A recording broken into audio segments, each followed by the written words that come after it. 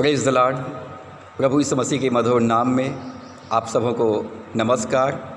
आज हम मत्ती 7 अध्याय उसके 12 पद पर मनन करेंगे, जहाँ इस प्रकार से लिखा है, इस कारण जो कुछ तुम चाहते हो कि मनुष्य तुम्हारे साथ करे, तुम भी उनके साथ वैसा ही करो, क्योंकि व्यवस्था और भविष्यवक्ताओं की शिक्षा यही है। आइए हम प्रार्थना करें।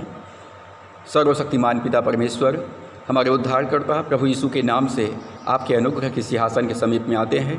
हम इस सुंदर समय के लिए धन्यवाद करते हैं, आपके जीवित वचन के लिए धन्यवाद करते हैं, पवित्र आत्मा की उपस्थिति के लिए हम धन्यवाद करते हैं। प्रिय पवित्र आत्मा, हम अपने जीवन में स्वागत करते हैं। हमारे जीवन में आइए प्रभु, वचन का प्रकाशन हमको दीजिए। परमेश्वर के वचनों को हमारे हृदय पटिया पर लिखिए, ताकि परमेश्वर का वचन हमारे पाँव के लिए दीपक और मार्ग के लिए उजाला होने पाए। प्रभु, वचन की सेवकाई के लिए मैं अपने आप को तेरे हाथों में सौंपता हूँ। अपने विधि के अंगारों से मेरे ओठों को स्पर्श कर, मुझ में होकर पिता अपने लोगों से मुलाकात और बातचीत कर। अनुग्रह कर परमेश्वर, आज के संदेश ये मेरी ओर से न होकर के आपकी ओर से हो, और सुनने वाले और सुनाने वालों के लिए आशीषमय हो सके। आगे की संपूर्ण आराधना पर आपकी आशीष चाहते हुए दुआ उद्धारकर्ता प्रभु यीशु के नाम से मांगते हैं, आमीन। आज के संदेश का शीर्षक है मसीही जीवन जीने के लिए दिशा निर्देश। मसीही जीवन जीने के लिए दिशा निर्देश, instruction for living A Christian life. वर्तमान परिस्थितियों में हमें किस प्रकार का मसीही जीवन जीना है? How do we live the Christian life?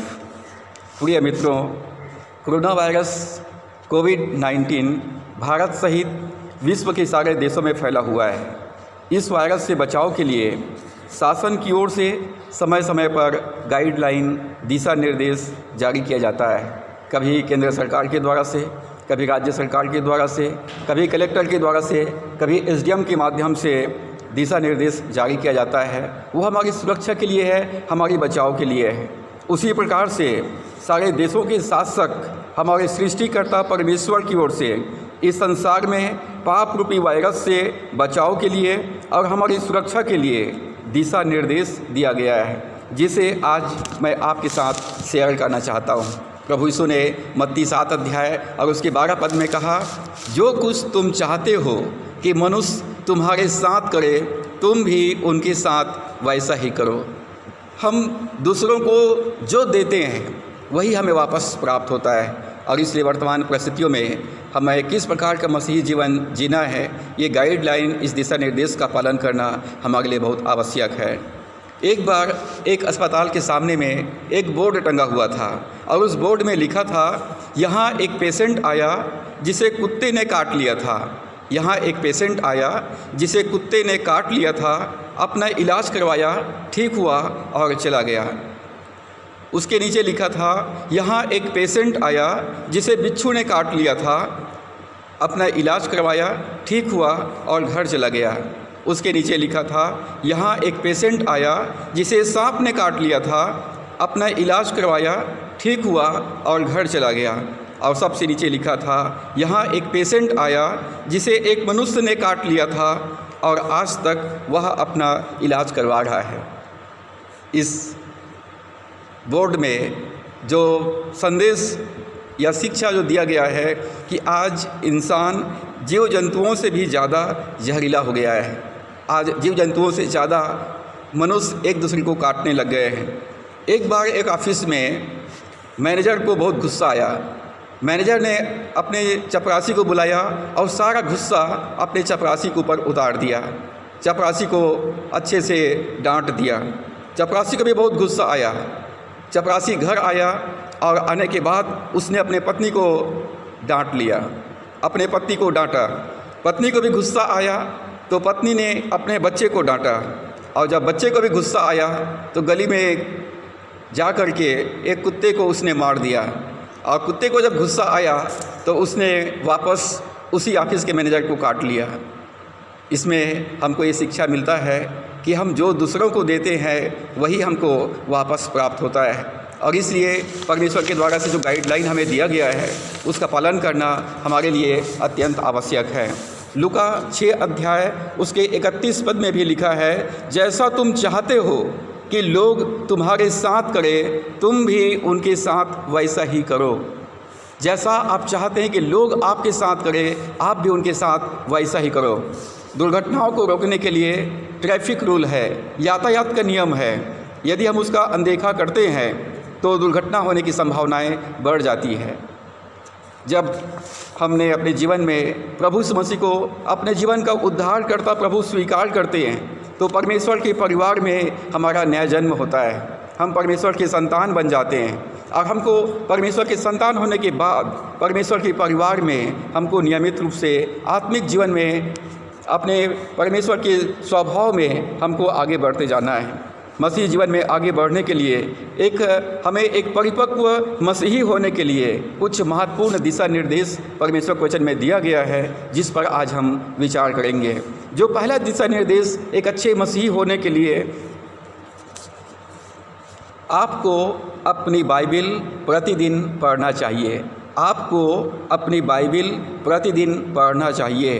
Read your Bible every day.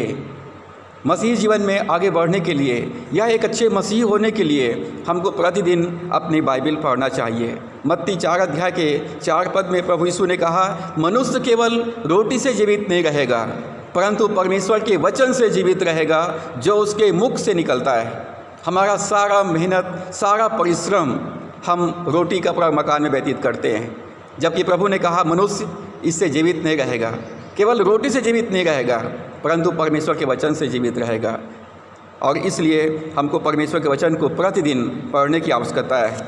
हमारे आत्मा को आत्मिक भोजन की ज़रूरत है। आपके आत्मिक जीवन को भोजन की ज़रूरत है। परमेश्वर का वचन हमारी आत्मा का भोजन है।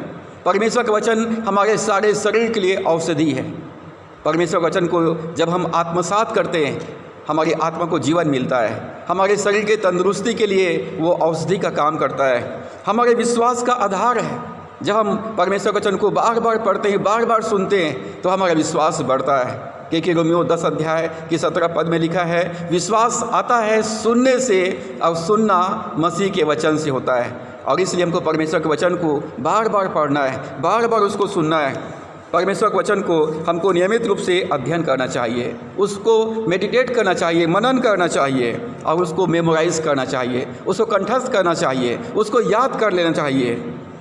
आज हम मसीहों के जीवन में, हम अपने जीवन में यदि हम थोड़ी देर विचार करें, हम सर्वशक्तिमान परमेश्वर के संतान हैं। जीवता परमेश्वर हमारे साथ में और उसके बावजूद हमारे जीवन में, हमारे परिवार में, समाज में समस्याओं की कोई कमी नहीं है। आपके 95% समस्या आपके बाइबिल न पढ़ने के कारण से है। दूसरे शब्दों में, यदि आप नियमित रूप से बाइबिल पढ़ेंगे, नियमित रूप से परमेश्वर वचन को मनन करेंगे तो 95% समस्या का समाधान ऑटोमेटिक हो जाएगा। क्योंकि प्रभु यीशु मसीह परमेश्वर का वचन है, पवित्र आत्मा परमेश्वर का वचन है, परमेश्वर आत्मा है। जब हम वचन को आत्मसात करेंगे तो हमारे 95% समस्याओं का समाधान ऑटोमेटिक हो जाएगा। प्रभु की महान प्रचारक D.L. मूडी ने कहा था, बाइबिल आपको पाप से दूर रखेगा या पाप आपको बाइबिल से दूर रखेगा। यदि आप पढ़ते हैं तो बाइबिल आपको पाप से, बुराई से बचाएगा। और यदि आप बाइबिल नहीं पढ़ते हैं तो पाप आपको परमेश्वर के वचन से दूर रखेगा। प्रकाशित वाक्य 1 अध्याय की 3 पद में लिखा है, धन्य है वह जो इस भविष्यवाणी के वचन को पढ़ता है और वे जो सुनते हैं और वे जो इसमें लिखी हुई बातों को मानते हैं। आशीषित है वह व्यक्ति जो परमेश्वर के वचन को पहला पढ़ता है, दूसरा सुनता है और तीसरा मानता है। बाइबिल को पढ़ना है, बाइबिल को सुनना है और बाइबिल के अनुसार चलना है। जब हम बाइबिल को पढ़ते हैं तो हमें ज्ञान प्राप्त होता है, जब सुनते हैं तो हमें विश्वास प्राप्त होता है और जब हम इस पर चलते हैं तो हमें आशीष मिलता है। और इसलिए हमको प्रतिदिन परमेश्वर वचन को पढ़ना चाहिए। दूसरा जो गाइडलाइन है, जो दूसरा जो दिशा निर्देश है मसीह जीवन में आगे बढ़ने के लिए, प्रतिदिन प्रार्थना में समय व्यतीत करें। प्रतिदिन प्रार्थना में समय व्यतीत करें। Learn the secret of prayer. प्रार्थना के रहस्य को हमको समझना है। परमेश्वर हमारे जीवन में प्रार्थनाओं के द्वारा से काम करता है। क्योंकि परमेश्वर ने हमको स्वतंत्र इच्छा शक्ति प्रदान किया है। जब हम प्रार्थना करते हैं तो हम परमेश्वर को अनुमति देते हैं, परमेश्वर से कहते हैं कि हमारे द्वारा से हमारे जीवन में काम करें। मत्ती 26 के 41 पद में प्रभु यीशु ने कहा, जागते और प्रार्थना करते रहो कि तुम परीक्षाओं में ना पड़ो। जागते रहो, जागृत रहो, प्रार्थना के लिए सचेत रहो और प्रार्थना में लगे रहो। यदि हम प्रार्थना में लगे रहेंगे, बाइबल पढ़ने के लिए जागृत रहेंगे, तो परमेश्वर का वचन और प्रार्थना के द्वारा से परमेश्वर हमारे जीवन में काम करेगा। पहला थिस्सलुनीकियों 5 अध्याय 17 पद में लिखा है, निरंतर प्रार्थना में लगे रहो, निरंतर प्रार्थना में लगे रहो। आप किसी भी समय किसी भी जगह प्रार्थना कर सकते हैं, किसी भी समय किसी भी जगह प्रार्थना कर सकते हैं। स्वस्थ मसीह जीवन जीने के लिए बाइबल अध्ययन और प्रार्थना ये दोनों साथ साथ होना चाहिए। बाइबल अध्ययन और प्रार्थना पक्षी के 2 पंख के समान है। पक्षी को आसमान में उड़ने के लिए 2 पंख चाहिए। यदि उनमें से एक पंख को काट दिया जाए तो वो थोड़ा बहुत उड़ सकता है, लेकिन आसमान की ऊंचाइयों में नहीं जा सकता है। और यदि उसका दोनों पंख को काट दिया जाए तो पक्षी आसमान में नहीं उड़ सकता है। बाइबल अध्ययन और प्रार्थना ये पक्षी के 2 पंख के समान है। यदि आप बाइबल अध्ययन और प्रार्थना को छोड़ देंगे तो आप परमेश्वर के साथ नहीं चल सकते हैं। यदि आप परमेश्वर के साथ चलना चाहते हैं तो हमको एक तरफ बाइबल पढ़ना है और दूसरी तरफ प्रार्थना में समय व्यतीत करना है। परमेश्वर हमारे जीवन में हमारे हर एक प्रार्थनाओं का उत्तर देता है। परमेश्वर हर एक प्रार्थनाओं का उत्तर देता है। परमेश्वर हमारे जीवन में हमारी प्रार्थनाओं का उत्तर 3 प्रकार से देता है। परमेश्वर कभी कभी हाँ में देता है, कभी कभी नहीं में देता है, और कभी कभी परमेश्वर कहता है प्रतीक्षा करो। Sometimes yes, sometimes no and sometimes wait.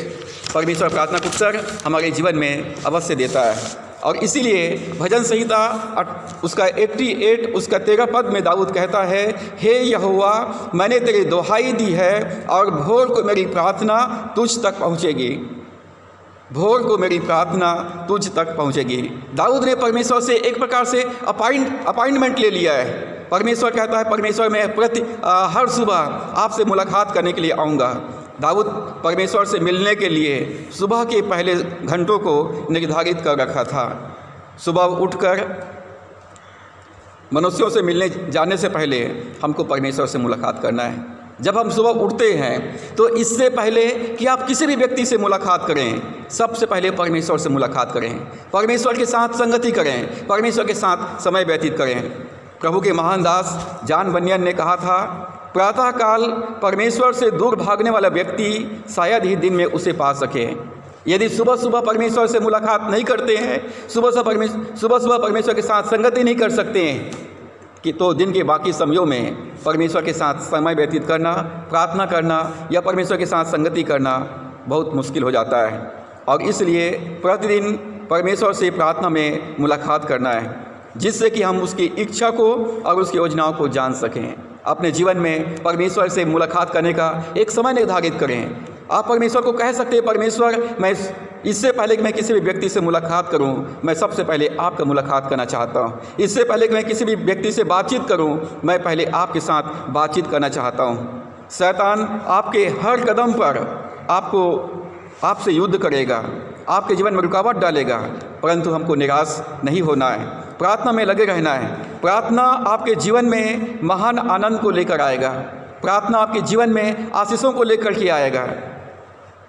प्रभु के दास D.L. मूडी ने कहा था, मैं जब जब प्रार्थना करने के लिए गया बोझिल हृदय के साथ में गया, और जब जब मैं प्रार्थना करके वापस लौटा तो ताजगी के साथ में लौटा।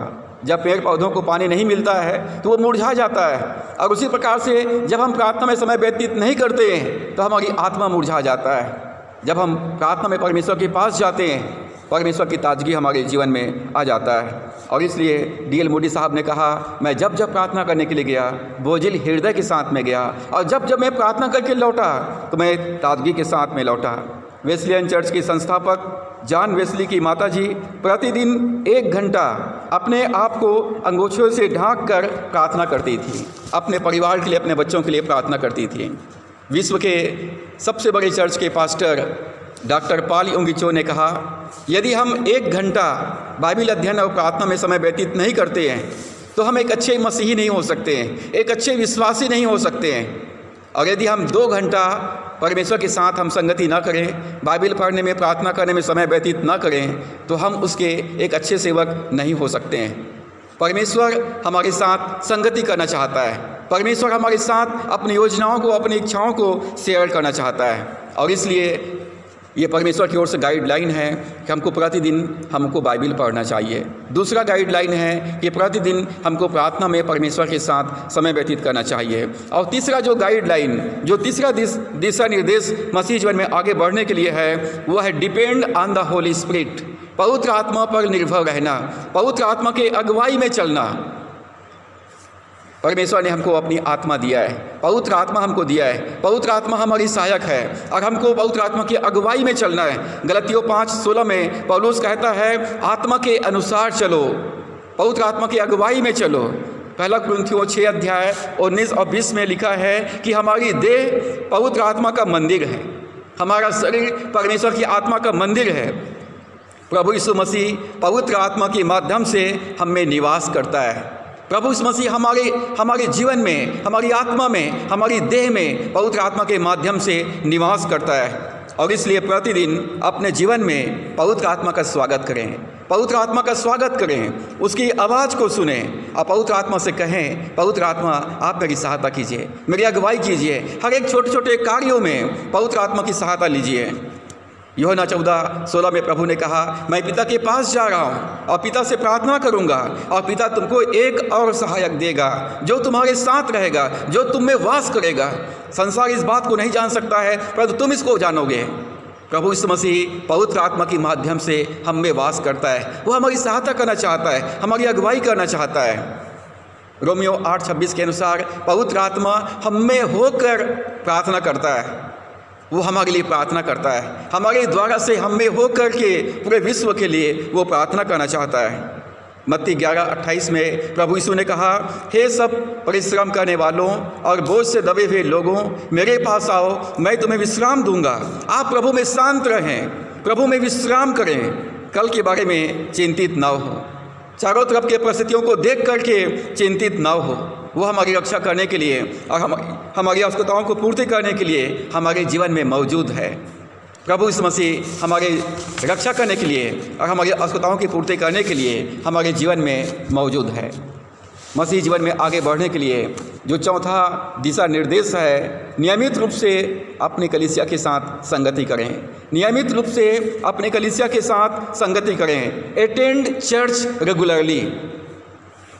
प्रेरितों के काम 2 अध्याय और उसके 42 पद को हम पढ़ते हैं तो लिखा है कि प्रेरितों के समय में जो लोग उद्धार पाते थे, बपतिस्मा लेते थे, उनको मंडली में मिला दिया जाता था और मंडली में मिलने के बाद वे लोग प्रेरितों से शिक्षा पाने में, संगति करने में, रोटी तोड़ने में और प्रार्थना करने में लवलीन रहते थे। संगति करने में वो लोग लवलीन रहते थे। इब्रानियों 10 अध्याय के 25 पद में लिखा है, और एक दूसरे के साथ इकट्ठा होना ना छोड़ें जैसे कि कितनों की रीति है, पर एक दूसरे को समझाते रहें, और ज्यों-ज्यों उस दिन को निकट आते देखो त्यों-त्यों और भी अधिक यह किया करो। जबकि हम लोग बहुत कठिन समय में हैं, अंत का दिन बहुत निकट है। पौलुस कहता है, इब्रानियों का लेखक कहता है कि जब अंतिम दिनों की बातों को होते हुए देखो तो आपस में एकत्रित होना, आपस में संगति करना मत छोड़िए। प्रिय मित्रों, चर्च वह स्थान है जहां हम परमेश्वर की आराधना करने, उसके वचन को सीखने और दूसरे मसीहों के साथ संगति करने के लिए एकत्रित होते हैं। हमको अपने कलीसिया के प्रति विश्वास योग्य रहना है। हम अपने कलीसिया के प्रति विश्वास योग्य रहे बिना सुखी और आशीषित नहीं हो सकते हैं। दिल्ली राजगृह मसीह संगठन में राजगृह प्रार्थना समारोह में ब्रदर डोनाल्ड पंत मुख्य वक्ता के रूप में आए थे तो उन्होंने कहा था, चर्च आना मेरा सौभाग्य है, चर्च आना मेरा सौभाग्य है और चर्च नहीं आना मेरा दुर्भाग्य है। यदि मैं चर्च जाता हूँ, प्रभु के साथ, प्रभु के लोगों के साथ संगति करता हूँ, यह मेरा सौभाग्य है। ये मेरे लिए, मेरे परिवार के लिए आशीष को लेकर के आएगा। और यदि मैं अपने कलीसिया के साथ नियमित रूप से संगति नहीं करता हूँ तो ये मेरे लिए, मेरे परिवार के लिए दुर्भाग्य को लेकर के आएगा। कलीसिया परमेश्वर का है। एक सुखी और प्रसन्न मसीही तभी हम हो सकेंगे जब हम नियमित रूप से कलीसियाई संगति में बने रहेंगे। परमेश्वर ने आदम के लिए हवा को सहायक के रूप में बनाया। परमेश्वर ने कहा आदम का अकेला रहना अच्छा नहीं है, मैं उसके लिए एक सहायक बनाऊंगा। परमेश्वर ने हवा को बनाया और उसी प्रकार से प्रभु यीशु मसीह की सहायक, प्रभु यीशु मसीह की दुल्हन उसकी कलीसिया है। कलीसिया मनोरंजन के लिए नहीं है, कलीसिया क्लब नहीं है, ये इंटरटेनमेंट करने का जगह नहीं है। कलीसिया प्रभु की आराधना करने का जगह है। कलीसिया को प्रभु ने बनाया ताकि आत्मिक बच्चों को जन्म देने के लिए रखा है। कलीसिया को परमेश्वर ने इस पृथ्वी पर इसलिए रखा है कि कलीसिया आत्मिक बच्चों को जन्म दे। कलीसिया प्रभु यीशु मसीह का देह है और हम उसके विभिन्न अंग हैं। इसलिए हम सबको प्रभु यीशु मसीह की देह के उन्नति के लिए अर्थात कलीसिया के उन्नति के लिए काम करना है। यदि कलीसिया का उन्नति में हम अपना योगदान देंगे तो हमारी उन्नति ऑटोमेटिक होगा। यदि हम प्रभु के कलीसिया के प्रति विश्वास योग्य रहेंगे तो हमारी आत्मिक उन्नति, हमारी भौतिक उन्नति, हमारी आर्थिक उन्नति ऑटोमेटिक होगी। अभी लॉकडाउन के दौरान धार्मिक स्थल को बंद रखने के लिए कहा गया है और इसलिए हमको विश्वास योग्यता के साथ अपने अपने निवास स्थान में अपने परिवार के साथ रविवार के दिन परमेश्वर की चरणों में समय व्यतीत करना है। रविवारी आराधना नियमित रूप से अपने अपने घरों में संचालित करना है। मसीह जीवन में आगे बढ़ने के लिए जो 5वां दिशा निर्देश है, बी ए विटनेसिंग क्रिश्चियन, गवाही देने वाले मसीही बने, गवाही देने वाले एक विश्वासी बने। गवाही देना, यदि हम परमेश्वर के वचन के अनुसार चलेंगे तो परमेश्वर के द्वारा से निश्चय हम आशीषित होंगे। यशायाह 55 उसके 10 और 11 पद के अनुसार परमेश्वर का वचन परमेश्वर के पास खाली लौट कर वापस नहीं आता है, परंतु जिस काम के लिए उसको भेजा गया है उस काम को वो पूरा करता है। यदि हम परमेश्वर के वचन को हम अपने जीवन में पालन करेंगे, यदि हम प्रार्थना करेंगे, यदि हम उसके आत्मा का गवाही में चलेंगे, कलीसिया के साथ हम संगति करेंगे तो ऑटोमेटिक हम आशीषित बनेंगे। ऑटोमेटिक हमारे जीवन में परमेश्वर की आशीष आएगा और हम उसके गवाह बनेंगे। मत्ती 13 और 14 पद में प्रभु ने कहा तुम पृथ्वी के नमक हो, तुम जगत की ज्योति हो। हमको इस संसार को स्वादिष्ट करना है, इस संसार में हमको ज्योति को लेके आना है। दूसरा कुरिन्थियों 5 अध्याय के 20 पद में लिखा है हम मसीह के राजदूत हैं, हम मसीह के संदेश को लेकर जाते हैं। मत्ती 28:18 से 20 में प्रभु ने कहा स्वर्ग और पृथ्वी का सारा अधिकार मुझे दिया गया है, इसलिए तुम जाओ और सारे जातियों में मेरे राज्य का सुसमाचार प्रचार करो। हम मसीह के संदेश वाहक हैं, हमें मसीह का संदेश लोगों के पास लेकर के जाना है। प्रभु ने कहा जीवन की रोटी मैं हूँ। इस भूखे संसार के लिए हमारे पास भोजन वस्तु है, हमारे पास जीवन की रोटी है। ये संसार भोजन वस्तु से नाश नहीं हो रहे हैं, ये संसार नाश हो रहे हैं मसीह के ज्ञान के बिना। हमारे पास प्यासे लोगों के लिए जीवन का जल है। यशायाह 55 के 1 में प्रभु ने कहा अहो सब प्यासे लोगों मेरे पास आओ। हमको प्रभु का एक जीवित गवाह बनना है। प्रेरितों के काम 1:8 में प्रभु ने कहा तुम पृथ्वी के छोर तक मेरे गवाह ठहरोगे, you shall be my witness. हमको प्रभु यीशु मसीह का एक जीवित गवाह बनना है। हम एक जीता जागता बाइबिल हैं। हम जहाँ भी जाते हैं परमेश्वर को लेकर जाते हैं, यीशु मसीह को लेकर जाते हैं। पूरा स्वर्ग हमारे साथ में जाता है। हम जहाँ भी जाते हैं उस जगह को हम स्वादिष्ट करते हैं, उस जगह में हम उजाला लाते हैं, उस जगह में हम परमेश्वर की उपस्थिति को लेकर के आते हैं। हमारे पाँव बड़े सुहावने हो जाते हैं। मसीह जीवन में आगे बढ़ने के लिए जो 6वां दिशा निर्देश है प्रेम से शासित रहें, अर्थात प्रेम के शासन के अधीन रहें। प्रेम का अनुसरण करना है, प्रेम में चलना है, प्रेम का पीछा करना है। प्रेम सिद्धता का कटिबंध है। प्रभु यीशु मसीह ने यूहन्ना 13 अध्याय 34 और 35 पद में कहा मैं तुम्हें एक नई आज्ञा देता हूँ कि एक दूसरे से प्रेम रखो। जैसा मैंने तुमसे प्रेम रखा है वैसा ही तुम भी एक दूसरे से प्रेम रखो। यदि आपस में प्रेम रखोगे तो इसी से सब लोग जानेंगे कि तुम मेरे चेले हो। यदि हम आपस में एक दूसरे से प्रेम करेंगे तो लोग जानेंगे कि हम परमेश्वर की चेले हैं, हम परमेश्वर की संतान हैं। गलतियों 5:22 के अनुसार आत्मा का पहला फल प्रेम है। यदि हमने आत्मा में नया जन्म प्राप्त किया है, यदि हम परमेश्वर की संतान हैं तो हमारे जीवन का जो पहला वरदान है, जो पहला फल है वह है प्रेम है।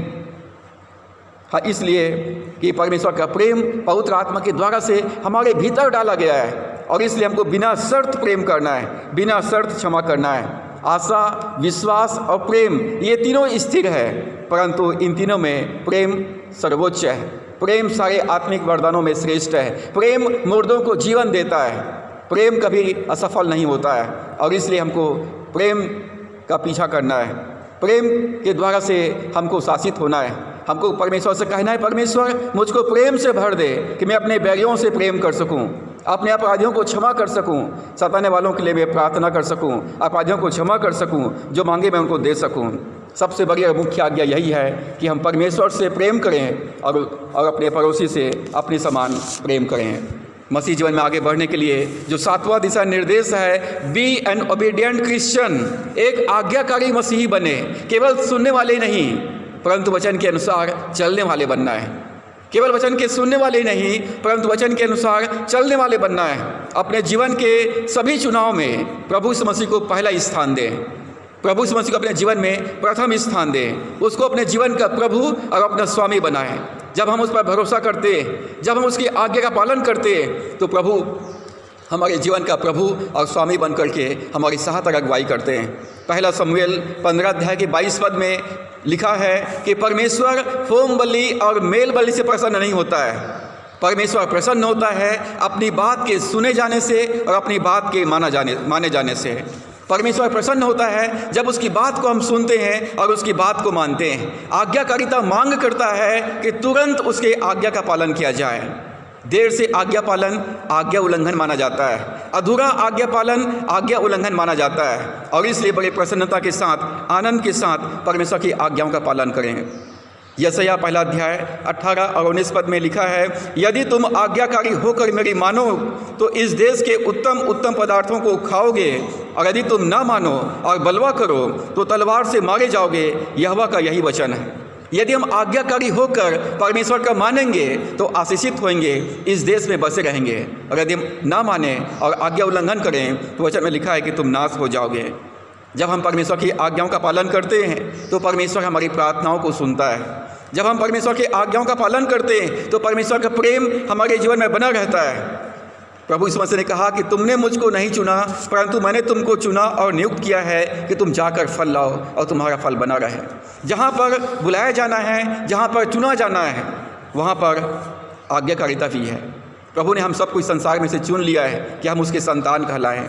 और प्रिय मित्रों, हमको परमेश्वर के संतान होने के नाते परमेश्वर की आज्ञाओं का पालन करना है। आज्ञाकारिता आशीष का मार्ग है। आमोस 3 अध्याय के 2 पद में लिखा है, पृथ्वी के सारे कुलों में से मैंने केवल तुम्ही पर मन लगाया है, इसलिए अधर्म करोगे तो दंड पाओगे। प्रभु ने सारी जातियों में से मुझको और आपको चुन लिया है ताकि हम उसकी आज्ञा का पालन करें।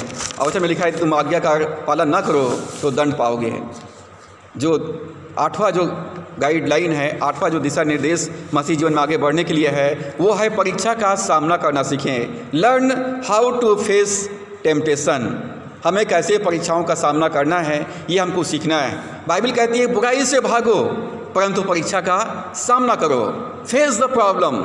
अपने परिस्थितियों से भागिए मत, परिस्थितियों का सामना कीजिए। परीक्षा पाप नहीं है। परीक्षा परमेश्वर शैतान को हमारी जीवन में हमारी परख के लिए अनुमति देता है। परमेश्वर शैतान को अनुमति देता है कि वो हमारी परीक्षा ले। याकूब 4 अध्याय के 7 पद में लिखा है, परमेश्वर के अधीन हो जाओ और उसका सामना करो तो शैतान तुम्हारे पास से भाग जाएगा। परमेश्वर के अधीन हो जाओ और वचन को लेकर खड़े हो जाओ तो शैतान तुम्हारे पास से भाग जाएगा, समस्याएं तुम्हारे पास से चली जाएगी। परमेश्वर के अधीन हो जाओ, उसके वचन के अधीन हो जाओ तो शैतान भागेगा। वह परमेश्वर के वचन का सामना नहीं कर सकता है। शैतान परमेश्वर के वचन का सामना नहीं कर सकता है। परमेश्वर का वचन जीवित है और सामर्थी है। मत्ती 4 अध्याय 1 से 12 पद में प्रभु यीशु मसीह की परीक्षा शैतान के द्वारा से हुआ। प्रभु यीशु मसीह ने शैतान का सामना परमेश्वर के वचन के द्वारा से किया। प्रभु यीशु मसीह ने कहा लिखा है, लिखा है, लिखा है। प्रभु ने हर बार शैतान को परमेश्वर के वचन से उत्तर दिया और तब अंत में लिखा है बाइबल में कि शैतान उसके पास से चला गया और स्वर्गदूत आकर प्रभु की सेवा करने लगे। आज के लिए जो अंतिम गाइडलाइन दिशा निर्देश मसीह जीवन में आगे बढ़ने के लिए है कि अपनी परिस्थितियों का सामना करते हुए जिए। अपनी परिस्थितियों का सामना करते हुए जिए। Live above your circumstances. परिस्थितियाँ आपको दबाने ना पाए, परिस्थितियों के ऊपर हमको आना है। परमेश्वर ने आपको वैसा ही बनाया है जैसा कि आप अभी हैं, इसलिए एक्सेप्ट करें और धन्यवाद करें परमेश्वर को। परमेश्वर ने आपको वहाँ रखा है जहाँ अभी आप हैं, और इसलिए परमेश्वर का धन्यवाद करें कि परमेश्वर ने आपको उत्तम स्थान पर लेके आया है।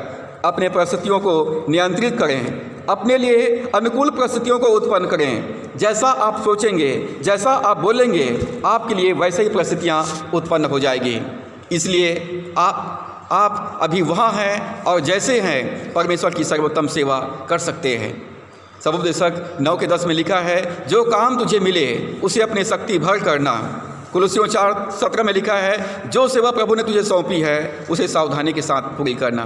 परिस्थितियों में दबना नहीं है, परिस्थितियों को देखकर डरना या घबराना नहीं है, हमको परमेश्वर की ओर देखना है। हमको सहायता परमेश्वर की ओर से मिलती है जो आकाश और पृथ्वी का करता है। मसीही जीवन जीने के लिए आवश्यक दिशा निर्देश है।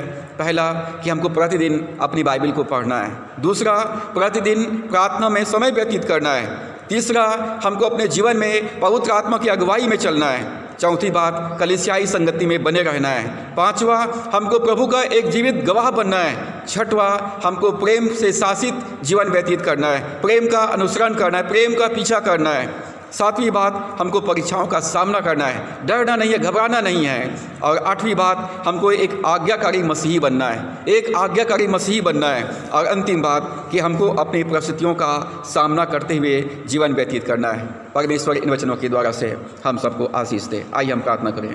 सर्वशक्तिमान परमेश्वर, हम धन्यवाद करते हैं कि आपने हमसे प्रेम किया है और इस संसार की पाप रूपी वायरस से बचाने के लिए प्रभु आपने हमको गाइडलाइन जो दिया, दिशा निर्देश जो दिया प्रभु, हम इसके लिए आपको धन्यवाद करते हैं और दुआ करते हैं परमेश्वर अनुग्रह कर प्रभु कि हम केवल सुनने वाले ही नहीं परंतु वचन के अनुसार हम चलने वाले बने हैं। पिता परमेश्वर, जितने भी विश्वासी भाई बहनें जो इस संदेश को सुन रहे हैं प्रभु, मैं दुआ करता हूँ उनके जीवन में प्रभु उन्हें अपने लहू से ढांपिए, उनकी आत्मा को, उनके प्राण को, उनके शरीर को अपने लहू से धोकर शुद्ध पवित्र कीजिए। उनकी आत्मा प्राण शरीर को पिता चंगाई प्रदान कीजिए। उनके जीवन के सारे बंधन और श्राप यीशु मसीह के नाम में टूट जाए। हे प्रभु, मैं प्रार्थना करता हूँ उन सब प्रियों को पिता परमेश्वर अपने पंखों के आग में छिपा लीजिए और अपने पवित्र आत्मा का नया अभिषेक दीजिए। वचन के द्वारा से उनको आशीषित कीजिए ताकि उनके जीवन के द्वारा से महिमा हो और एक जीवित गवाह बनने पाए। पिता परमेश्वर, हम धन्यवाद करते हैं प्रार्थना सुनने के लिए। इस विनती को उद्धार करता प्रभु यीशु के नाम से मांगते हैं, आमीन। वेस्लियन चर्च दिल्ली राजगा की ओर से आप सबों को हार्दिक शुभकामनाएं। संदेश को सुनने के लिए आप सबको बहुत बहुत धन्यवाद। ईश्वर आप सबों को बहुतायत के साथ आशीष प्रदान करें। यदि आपको ये संदेश अच्छा लगे तो आप मेरे YouTube चैनल में इस वीडियो को आप लाइक कर दीजिए और अपने परिवार और अपने मित्रों के बीच में शेयर कर दीजिए। यदि आपने अभी तक मेरे चैनल को सब्सक्राइब नहीं किया है तो कृपया इसे सब्सक्राइब कर दीजिए और साथ ही बेल आइकन को प्रेस कर दीजिए ताकि जब भी मैं नया वीडियो अपलोड करूं तो उसका नोटिफिकेशन आप तक पहुंच जाए। Thank you so much. God bless you all.